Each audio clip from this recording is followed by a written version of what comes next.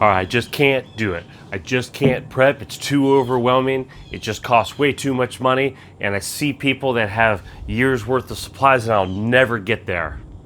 Do you ever hear people say that? I've heard people say that. And so they don't even prep. They don't even get prepared for any emergency. They're just unable. They just, in their mind, they've checked out. They've already put a roadblock up. They've already admitted defeat and they won't start to prep. So real quick, to prep is simple. To be prepared. Can you afford 60 cents a week to get one can of vegetables a week? Can you do that? What about a few dollars here and there, a week here and there, to be able to get a decent sized bag of rice? Can you do that? What about a bag of beans? And just slowly add just a little bit to your stash week after week, and get some of the things that you and your family like to eat, but do it in just small increments and don't even think about it. Just make it a part of your budget, a part of your every week routine, and have a little spot stashed away. Maybe start with one of those big, Tupperware type containers with a lid, and have it in your closet, and you just add stuff to it. And before you know it, you can now have enough to start a little prepper pantry. But do something, prepare. We're going to talk about some foods. We're going to talk about our local areas. So jump in the comments. Let me know how your area is looking. Gas prices. How's your gas holding up? Ours is about $3.35 a gallon right now where I'm at. Starting to creep back up a little bit. So there's always talk of food prices. The prices of things going up. And absolutely, yes. I'm tired of it. I'm tired of the bills. I'm tired of paying the high prices everywhere I go. Not just for food, but any goods, anything you do to go out shopping, out to eat, anywhere. The prices of goods, the prices of services people are providing have gone up. Things are just continuing to go. The budget gets stretched thinner and thinner. And I know a lot of you out there also face that struggle as well. But before we delve into talking about the food in the shelves and things at the stores, I wanted to do a small update. I personally, these are LED, the brand is HM City, and I'll try to remember to put a link to these in the video description below, and you can get these on Amazon, relatively good prices. Most of the time I'll look in whenever I make this video, and I'll look and see what the prices are, but going on almost 2 years I've had these. They're solar powered. I've got these out in the yard.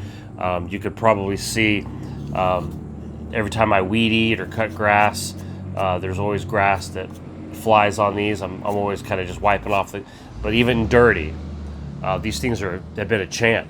I've got these out in the yard. You can secure them, with screws, wood screws, if you're putting them on a wood deck, or if you have them out in your yard. They're super lightweight. They do charge with the solar panel on the back and the sensor for the light.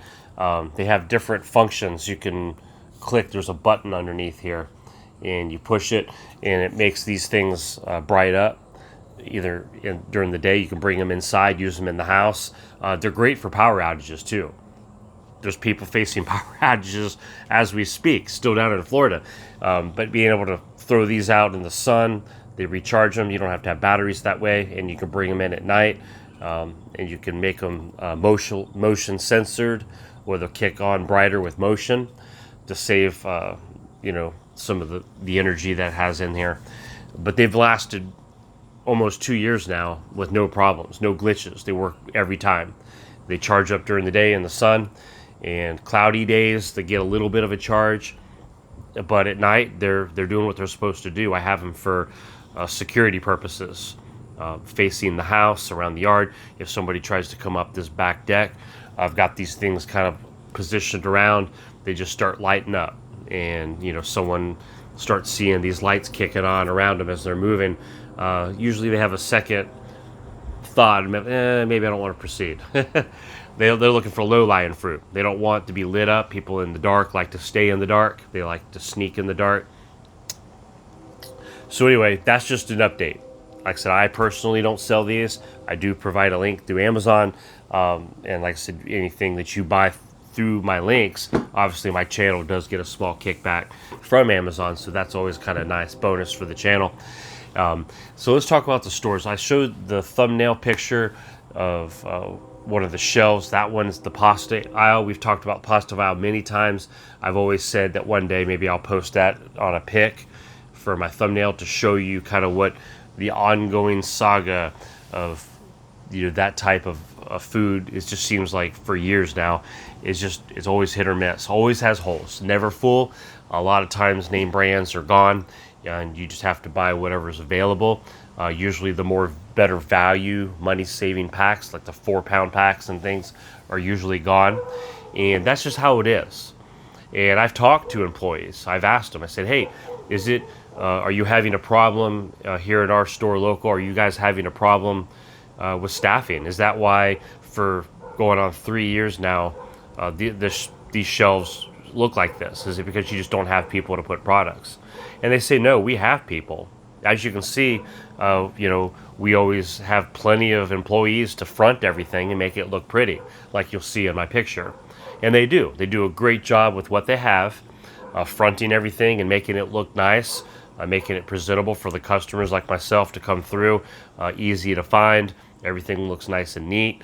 They clean, and the shelves were clean, but they just don't have product. It's not sitting in the back room. They just don't have it to fill the shelves. Now, yes, stores are busy. I shop both weekends and during the weekdays because I want to see the difference. Maybe on the busier weekends is obviously the shelves are going to be hit. During the weekdays, whether I shop on Tuesday, Wednesday, Thursday, I go early in the morning, I can go late in the afternoon, I go in the evening, the shelves pretty much are consistent. There's always going to be holes. There's going to always be some empty shelves. So it's not the workers' fault. It's not the shortage of the workers. Sometimes there are shortages of workers, but majority of what I'm facing and what I'm gathering from talking to folks is that it's the lack of product. It's just still not the same. And they agree. If there was a disaster or a local emergency or something where it costs everybody and their brother to go run to the stores and buy what you see on my screen there, you can imagine it wouldn't take very many shoppers to clear that shelf. And it's like that with a lot of different shelves, different canned goods, products and things. Same type of thing. Canned meats, canned vegetables, canned pastas. It doesn't matter. There's different ones that have the same amount of holes, the same amount of missing products, and you have hundreds and maybe thousands of different people coming through on any given day looking to stock up for some event that's coming. There's just not enough product there. You can see it clearly on the picture. And jump in the comments. Let me know how your areas are looking. I just knew it's been the same. And a lot of people just fall into, well, this is just how it is. It's the normal, but it's not normal. And if you're not prepared and you have that week to week, that paycheck to paycheck living, that week to week shopping, and you just don't prep and you don't think that, man, it's not going to happen to me. That's not going to happen to my area. And you just always think that stuff's going to be on the shelves when you go to the store. A day will come. It won't be that way. And you won't have anything prepped up. So do something.